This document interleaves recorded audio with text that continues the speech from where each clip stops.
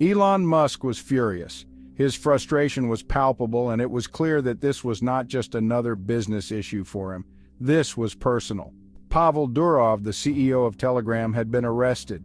The news sent shockwaves through the tech community, raising questions about the future of digital communication and privacy.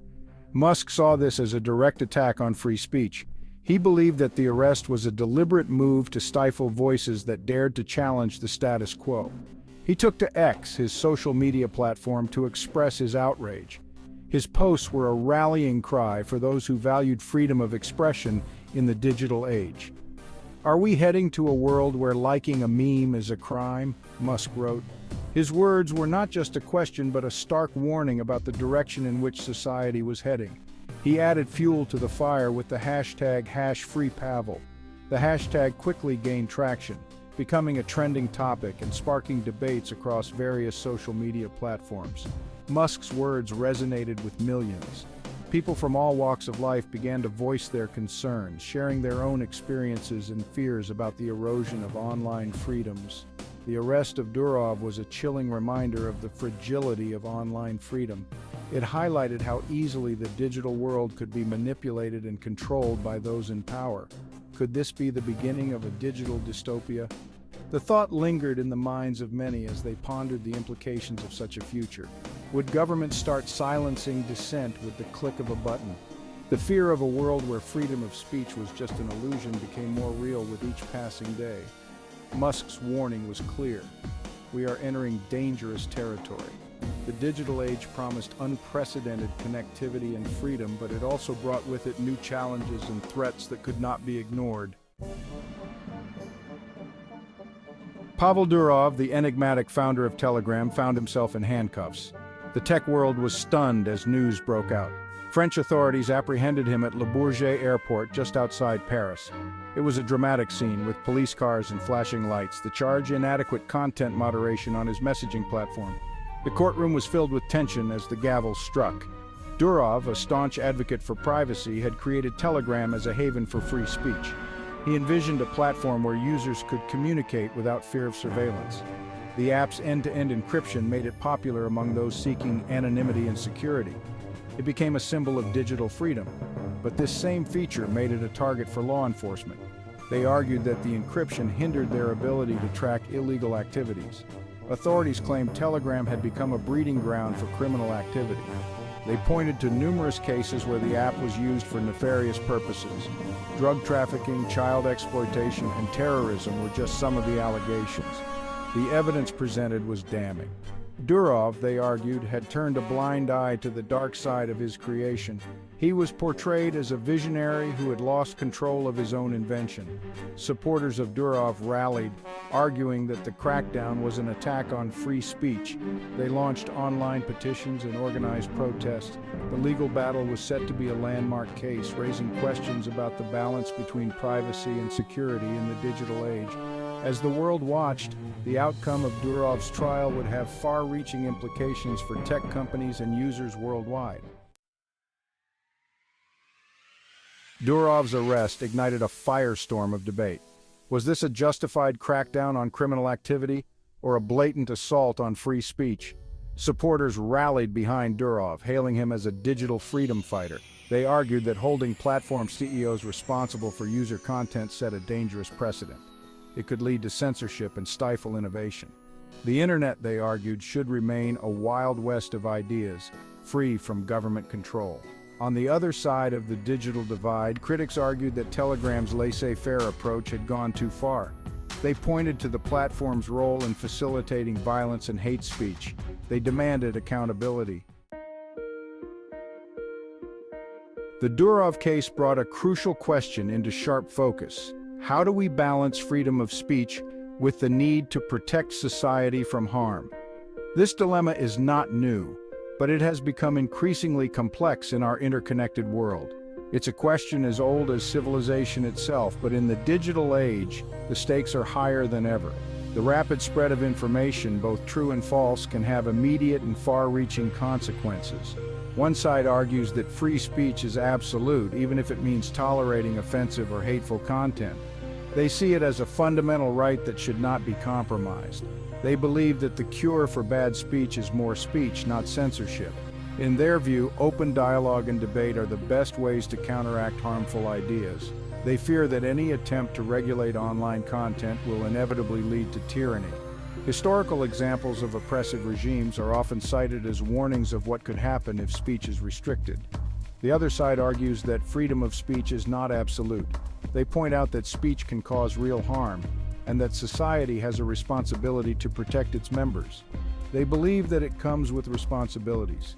Just as there are laws against slander and libel, they argue that there should be regulations to prevent the spread of harmful content online. They argue that platforms have a duty to protect their users from harm, even if it means restricting certain types of content. This includes misinformation, hate speech, and other forms of harmful communication that can incite violence or cause psychological damage. The debate is ongoing, and finding a balance is a tightrope walk. Both sides present compelling arguments, and the challenge lies in creating policies that protect free speech while also safeguarding individuals and society as a whole. As technology continues to evolve, so too will the conversation around free speech and regulation. The Durov case is just one example of the many complexities we face in this digital age. Section 5. A World Divided. The debate over Durov's arrest highlighted a growing global divide. In many Western countries, freedom of speech is considered a fundamental right. Governments are hesitant to restrict online content, even if it is harmful. But in other parts of the world, the opposite is true. Authoritarian regimes have embraced the internet as a tool for control. They routinely censor online content and punish dissent. The Durov case has become a flashpoint in this global struggle over the future of the internet. Will the internet become a tool for liberation or oppression? The answer may depend on the choices we make today. Section 6. Striking a balance. Finding the right balance between freedom of speech and online safety is a complex challenge. There is no easy answer. But one thing is clear: a one-size-fits-all approach will not work. We need to find solutions that respect the diversity of cultures and values around the world. We need to engage in open and honest dialogue about the trade-offs involved. And we need to be willing to adapt our approaches as the digital landscape continues to evolve. The future of the internet depends on our ability to find common ground. Section 7. The Power of the Platform. The Durov case also highlighted the immense power of social media platforms. These companies have become the de facto arbiters of free speech in the digital age. They have the power to make or break reputations, to shape public opinion, and to influence the outcome of elections. With great power comes great responsibility. Social media platforms have a duty to use their power responsibly.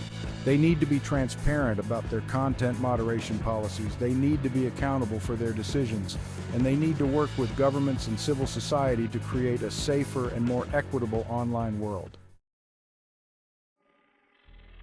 Section 8. A chilling effect. Durov's arrest sent shockwaves through the tech industry. Many tech CEOs feared they could be next. Would they be held personally liable for the content their users posted?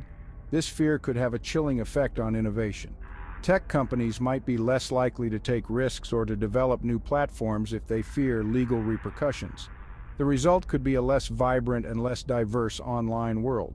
The challenge is to find ways to hold platforms accountable without stifling innovation or free speech. Section 9. Navigating the digital minefield. The internet has become a minefield of legal and ethical challenges. Governments around the world are grappling with how to regulate this new frontier. Tech companies are struggling to keep up with the rapid pace of change.